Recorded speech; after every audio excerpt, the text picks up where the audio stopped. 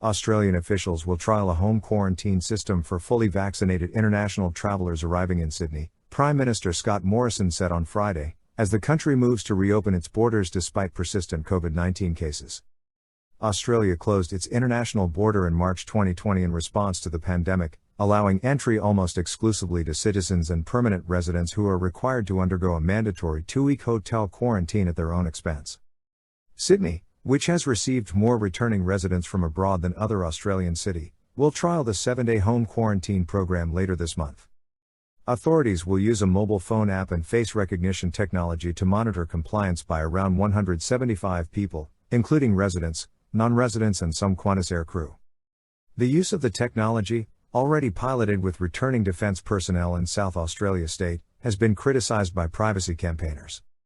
Australia has locked down Sydney and Melbourne, its largest cities, and the capital Canberra, impacting nearly half its 25 million population, in response to an outbreak of the highly infectious Delta variant that began in June.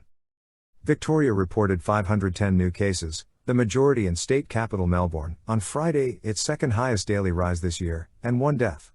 New South Wales reported 1,284 new cases, most in Sydney, down from 1,351 on Thursday, and 12 deaths.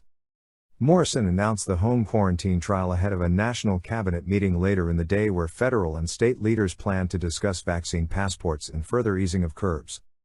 The federal government's reopening plans are predicated on Australia reaching a 70 to 80% vaccination rate for its adult population.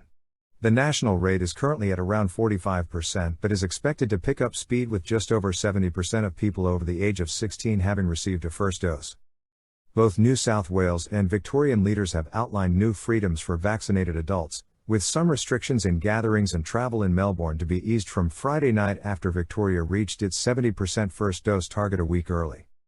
However, not all state and territory leaders agree with the reopening plans, with some preferring to maintain an eradication strategy.